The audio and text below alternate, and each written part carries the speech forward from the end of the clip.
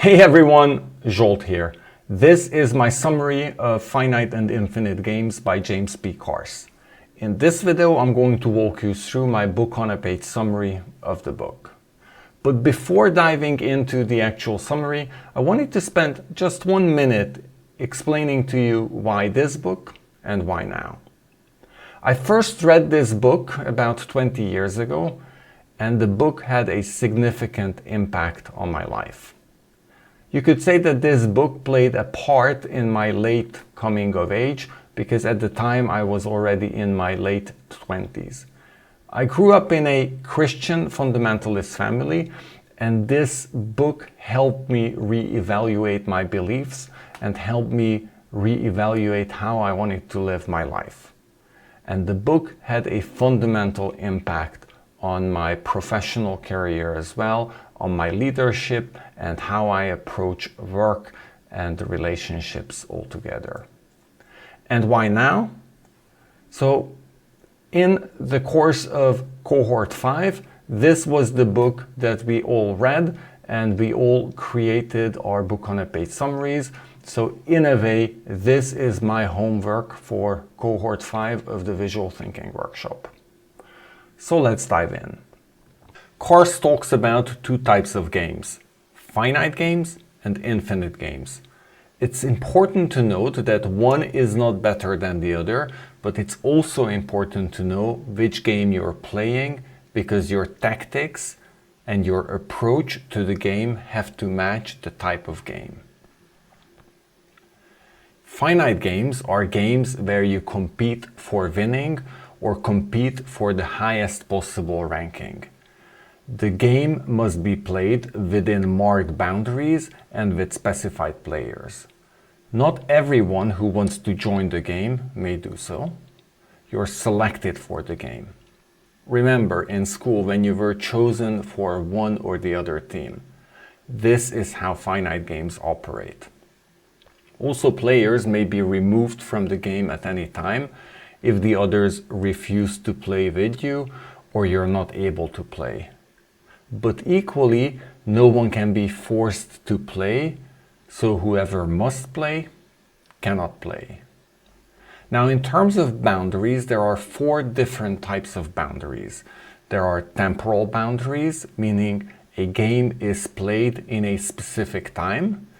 It has a start and an end.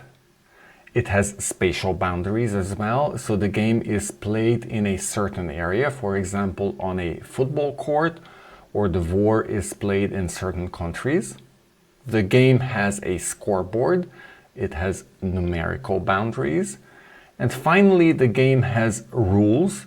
The rules are predefined at the start of the game and cannot change during the game, else the game would be a different game. The agreement of the players to follow these rules constitutes all the agreement that is needed for these rules to apply. Examples include sports, elections, board games, negotiations, debates, the stock market, war, etc. Now, on the other hand, the purpose of infinite games is to continue playing. In terms of boundaries, infinite players don't play within boundaries, but they play with boundaries. Infinite games are internally defined. Anyone may join the game, and as an infinite player, you may actually not even know all the players that play the same game. Now, infinite games also have rules, but these rules are rather like the grammar of a living language. The rules of an infinite game must change during the course of the game, and they always change when there's a risk that otherwise the game would come to an end. Because infinite games don't have boundaries, they have horizons, and as you step forward, the horizon moves with you. In this way, infinite games open new horizons of time.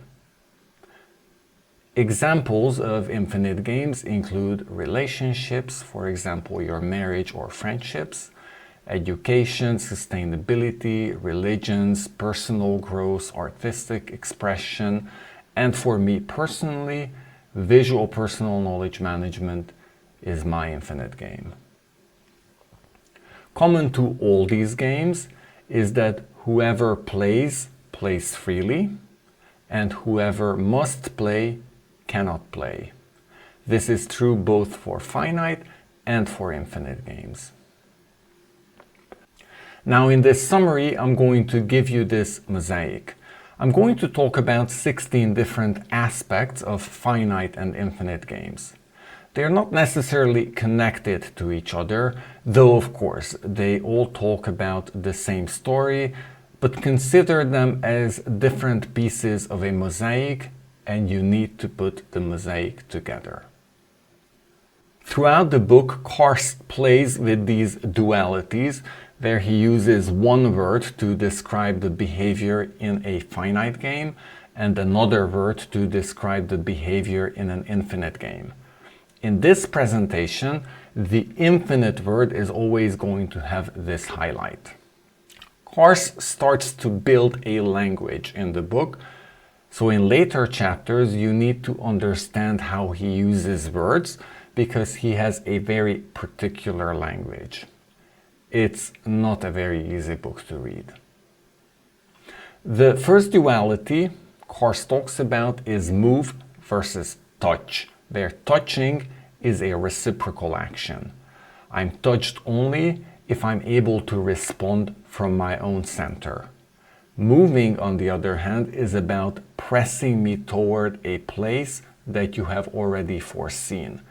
It is moving with a purpose. Carse talks a lot about titles. Titles are given at the end of play, while names are given at the beginning. When a person is known only by name, the attention of others is on an open future. When persons are known by a title, the attention is on a completed past, a game that has already been concluded.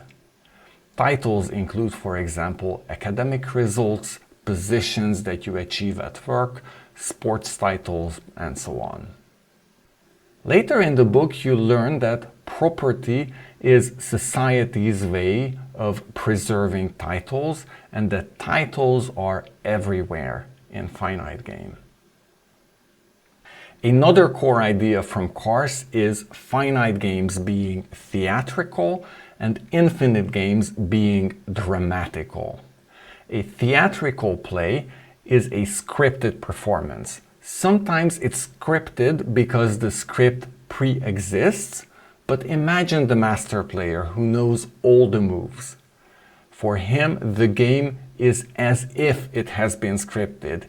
Yes, during the game there is some level of drama, but for the master player, the game is scripted because he knows what he's going to do when. With this idea of theatrical play comes the idea of roles and masks and the idea of changing one role to the other. Imagine the actress standing on stage right here playing the role of a mother, and imagine her stepping off this stage at the end of play, taking on a different role, the role of an actress meeting her audience. You can imagine that she's just stepping from one role, the role she's playing on the stage, to another role, the role she's playing with her audience. And you can also imagine that she's playing a number of other roles because when she gets home to her family or meets her parents or meets friends, she's going to be playing different roles. Now, the opposite of being scripted is being open to surprise. In infinite games, the drama is about being open to surprise. It's looking forward to an open future. In this sense, if you speak dramatically, then one chooses to be a mother. Theatrically, one takes on the role of mother. Now, following onto the idea of roles, Carse observes that seriousness is always related to roles. Imagine meeting this police officer during the day when he's wearing his uniform, or meeting him at night when he's wearing his pajamas. Your relation to him is going to be very different. Related to roles is this idea of self-veiling. At any time during the game, the players are free to step off the field of play, but there's this gap between our inherent freedom and the internal necessity and urge we feel to keep at the struggle. Carse accounts for this by veiling ourselves of this freedom. He actually says that we forget that we have forgotten our freedom. Infinite players remember their freedom and they take on these roles playfully and willfully. This takes us to this idea about serious play versus playful play. Seriousness is the dread of the unpredictable outcome of open possibility. It's the dread that something is going to trip me up. Surprise causes finite play to end. It is a surprise move how the master player closes the game and the loser stands there surprised, not expecting the final move. On the other hand, in infinite play, surprise is the reason infinite play continues. It's like going through this open door and being ready and prepared to accept whatever surprise awaits me on the other side and playing with that surprise, enjoying that surprise. That's the playfulness and vulnerability of infinite games. Then there's this idea about power versus strength. Power is related to the title that you've already gained. Power is bestowed on you by the audience. If the audience respects your title, then you have power over them. On the other hand, strength is not about being able to do whatever you want with your opponent, but being ready to allow them to do whatever they wish and being able to respond from your center. Silence versus listening is something that I think is very fundamental to all your relationships. Silence is the silence of losers. When someone wins, he or she is asked to give a speech and the losers must listen. In a finite speech, the speaker has a deliberate purpose with his words, and it is a predetermined, preconceived process. In infinite play, the speaker only truly understands what he or she is saying when the listener responds. In a way, the listener, by creating the silence of expectation, creates the opportunity for the speaker to share something personal. Society versus culture is how finite and infinite games play out at a more holistic level. It is true that society is a subset of culture, but society is confined by boundaries and norms, while culture thrives on creativity and tradition. Society follows established power structures, while culture values deviation. If you're simply repeating a script, you're culturally impoverished. Interestingly, while society is a subset of culture, society tries to silence culture in various ways because culture can be a threat to the established order in society. Taking it a level higher, Carse talks about machinery versus garden or gardening. Machinery is designed to control nature, and machinery produces waste, while gardening respects nature's vitality and celebrates diversity. Carse touches on the subject of immortality versus playing as a mortal. He highlights that there's a contradiction that winners of finite games achieve a title, a sort of immortality through the recognition of their titles. But this is not properly an afterlife, but rather an afterworld. This is not continuing existence, but continuing recognition of their titles. On the other hand, infinite players accept death as inevitable, and they no longer struggle against mortality, but they struggle as a mortal. There's this idea in the book that losing a game is a sort of death. And in this sense, finite players die at the end of each game, while infinite players die in the course of the game whenever death will come. The topic of immortality versus mortality takes us to this idea of being cured versus being healed. Carse uses the word cured in the sense that you're fixed. Your functional problems are taken care of and you're restored to competition, while healing, you might actually not be cured from your illness, but you're healed internally to restore you to play.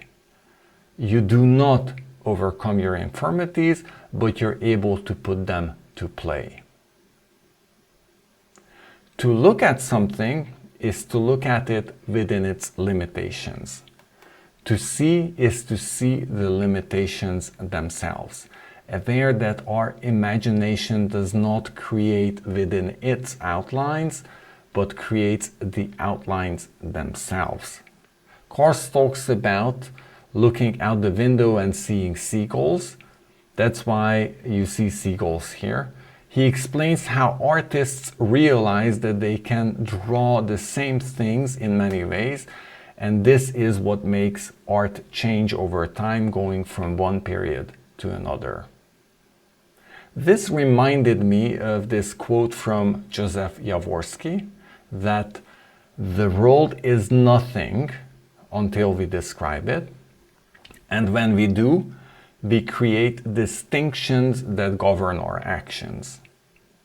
We do not describe the world we see, but we see the world we describe.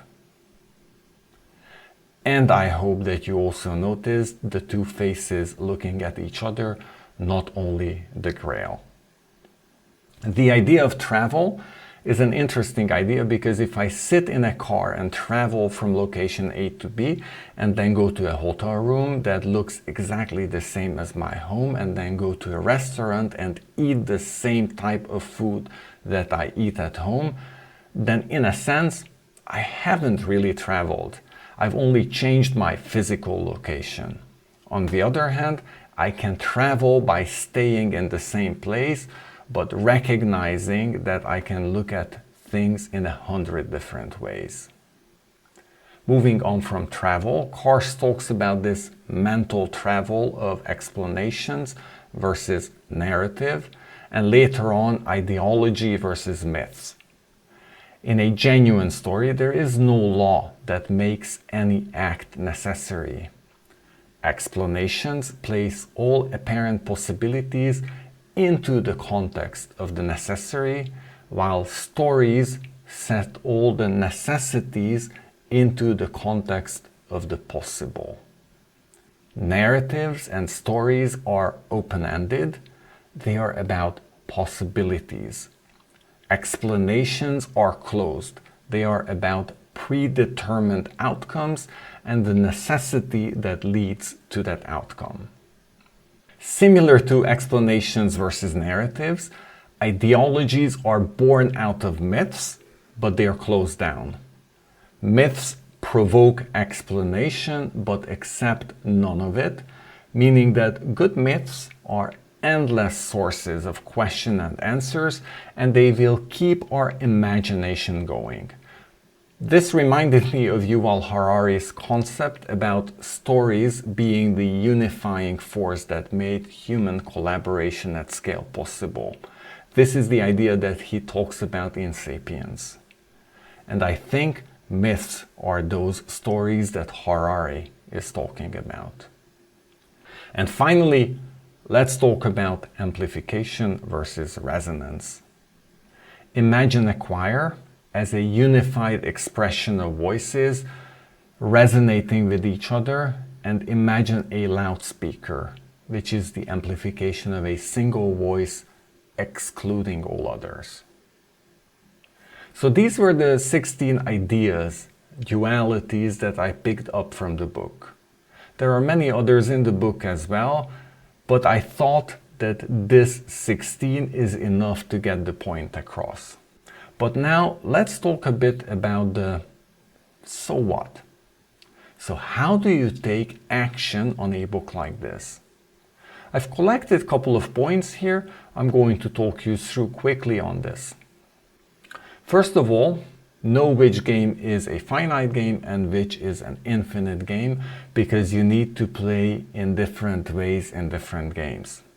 Later on you will see I have this point about harnessing the power of surprise. In a finite game, surprise is your best friend if you want to win the game.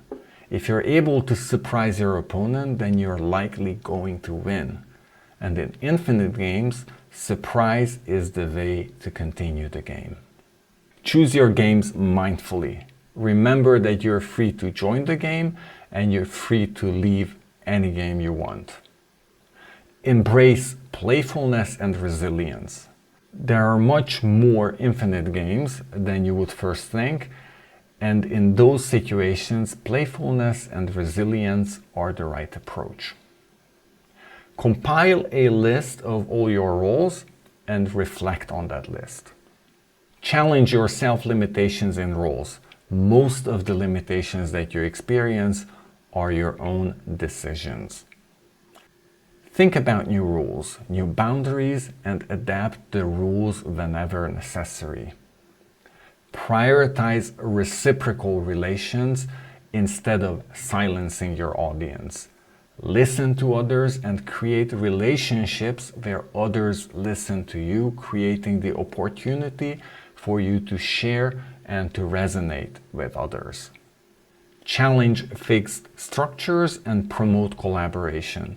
This is something you can also do in your own personal knowledge management system. Foster lifelong learning and exploration. For me, visual personal knowledge management is this lifelong learning process. And finally, engage in myths and storytelling. Carse also talks about the role of poets in reframing situations and moving society forward and resolving conflict.